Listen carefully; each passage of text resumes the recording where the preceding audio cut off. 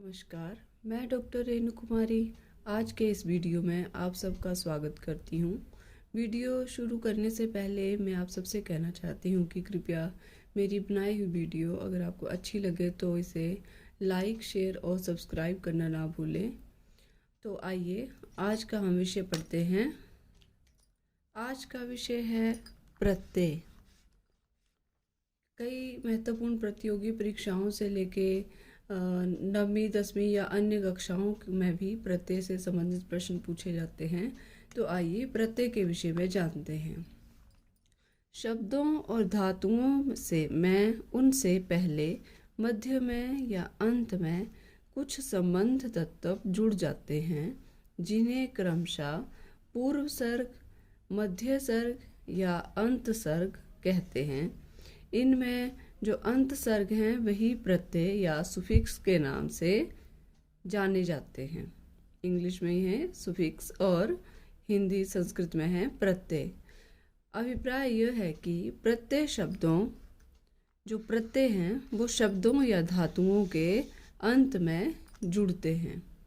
जो उपसर्ग है वो शब्द के धातु के पहले लगती है और जो प्रत्यय हैं वो शब्दों के अंत में जुड़ते हैं।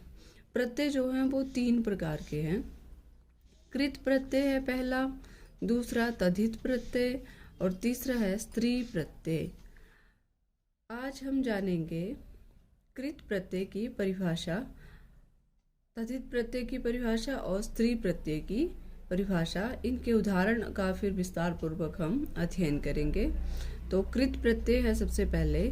जो प्रत्यय धातु के अंत में जुड़ते हैं, धातु या क्रिया के अंत में जुड़ते हैं, वह कृत प्रत्यय कहलाते हैं। जैसे गम धातु में तुमुन प्रत्यय लगने पर गंतुम बन गया। और इसके भेद हैं, इसके अन्य जो प्रत्यय हैं इसमें आते हैं वो हैं कत्वा प्रत्यय, ल्यप प्रत्यय, तुमुन प्रत्यय, क्तव प्रत्यय, क्तवतु, क्षत्रि प्रत्यय और शानच प्रत्यय, ये इसके भेद हैं। दूसरा है हमारा तद्धित प्रत्यय। जो प्रत्यय संज्ञा, सर्वनाम, विशेषण आदि के अंत में जुड़ते हैं, जैसे धर्म जमा ठक, क्या कहलाएगा, क्या बनेगा, धार्मिकः। इसके भेद हैं ठक प्रत्यय, मतुप, वतुप, त्व प्रत्यय, तल प्रत्यय, तरप, तमप और अण प्रत्यय तथा इतच या इत प्रत्यय तद्धित प्रत्यय के भेद हैं। इसी तरह आता है स्त्री प्रत्यय। पुल्लिंग शब्दों को स्त्रीलिंग शब्दों में परिवर्तित करने वाले जो प्रत्यय होते हैं वो स्त्री प्रत्यय कहलाते हैं। जैसे सुत जमा टाप, सुता। इसके भेद हैं टाप प्रत्यय, डाप प्रत्यय, चाप प्रत्यय, गीप प्रत्यय, गीश प्रत्यय और गीन प्रत्यय। आइए अब हम कृत प्रत्यय का उसके भेदों सहित अध्ययन करते हैं। परिभाषा जैसे कि हमने पहले ही पढ़ी है कि जिन प्रत्ययों का प्रयोग धातु अथवा क्रिया के बाद किया जाता है उन्हें कृत प्रत्यय कहते हैं। इसका पहला उदाहरण है कत्वा प्रत्यय।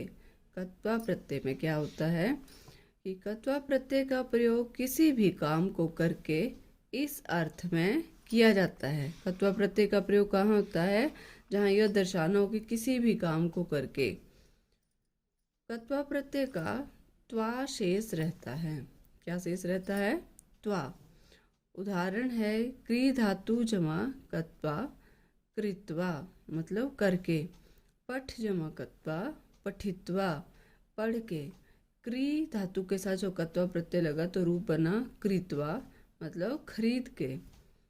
खाद जमा कत्वा, खादित्वा खाए खाकर।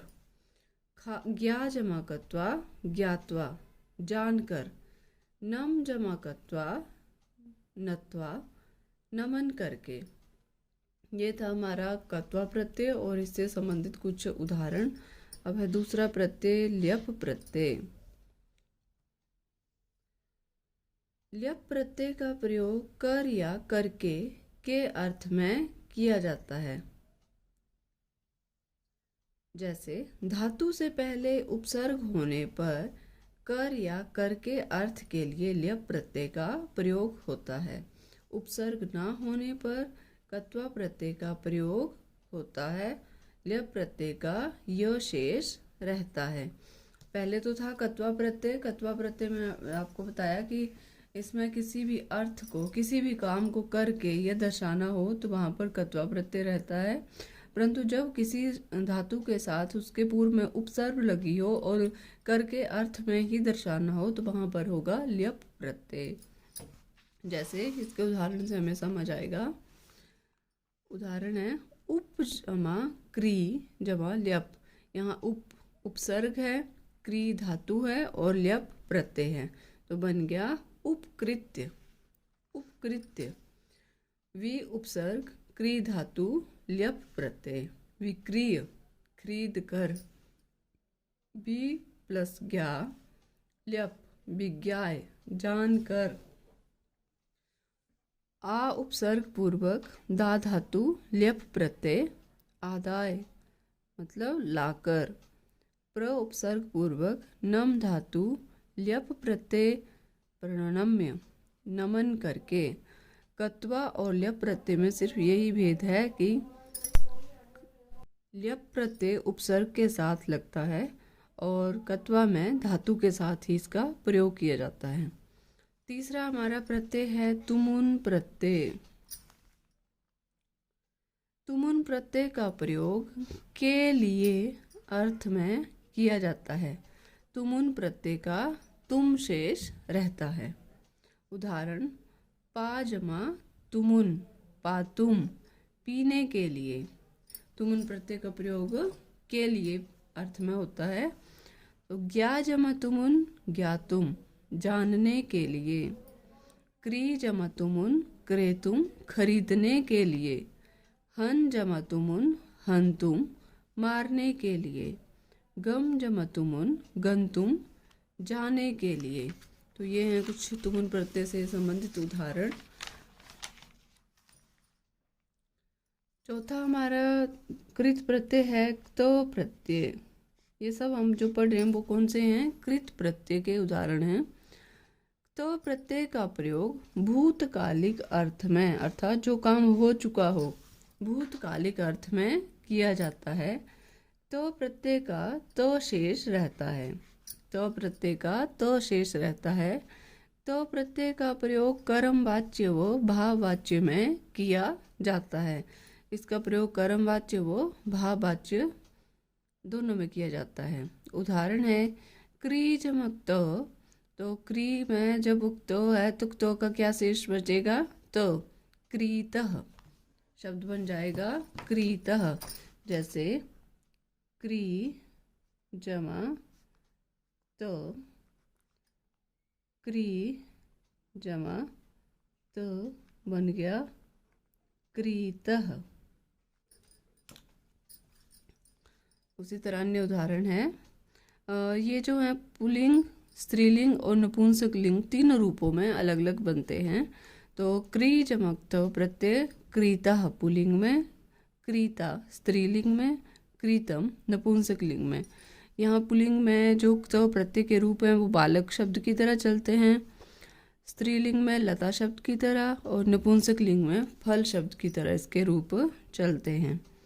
तो श्रु जमक तो प्रत्यय श्रुतः स्त्रीलिंग में श्रुता श्रुतम। गम धातु में क्र प्रत्यय लगने पर पुल्लिंग में गता, स्त्रीलिंग में गता और नपुंसक लिंग में गतम। पठ धातु में क्तो प्रत्यय लगने पर पठितः पुल्लिंग में, पठिता स्त्रीलिंग में और पठितम नपुंसक लिंग में। लिख धातु में क्तो प्रत्यय लगने पर लिखिता पुल्लिंग में, लिखिता स्त्रीलिंग और लिखितम नपुंसक लिंग में। इसी तरह ब्रू धातु में क्तो प्रत्यय लगने पर उक्तः उक्ता और उक्तम रूप बनते हैं। आइए अब जानते हैं पांचवा प्रत्यय तो भ्रतु प्रत्यय। इस प्रत्यय का प्रयोग भूतकालिक अर्थ में किया जाता है। तो और क्तवतु दोनों ही प्रत्ययों का प्रयोग भूतकालिक अर्थ में किया जाता है। क्तवतु प्रत्यय का त्वत् शेष रहता है। क्तव का त्व शेष रहता है और क्तवतु का त्वत् शेष रहता है। क्तवतु प्रत्यय का प्रयोग कर्तृवाच्य में किया जाता है। जो क्तव प्रत्यय है वो कर्मवाच्य वो भाववाच्य में होता है, परंतु ये कर्तृवाच्य में किया जाता है, जो कि हम पढ़ रहे हैं। कर्तृ प्रत्यय वाच्य 3 प्रकार के होते हैं, कर्तृवाच्य, कर्मवाच्य और भाववाच्य। तो उनकी बात कर रहे हैं यहाँ पर, और हम पढ़ रहे हैं कृत प्रत्यय के उदाहरण, और उसका है 5वां भेद क्तवतु प्रत्यय। आइए अब इसके अन्य उदाहरण जानते हैं। श्रु धातु क्तवतु प्रत्यय लगने पर श्रु धातु में क्तवतु का त्वत् शेष रहता है, तो क्या बन गया? श्रुतवत। इसके भी पुल्लिंग, स्त्रीलिंग और नपुंसक लिंग तीनों के अलग अलग रूप बनते हैं। तो इसमें बनेगा श्रु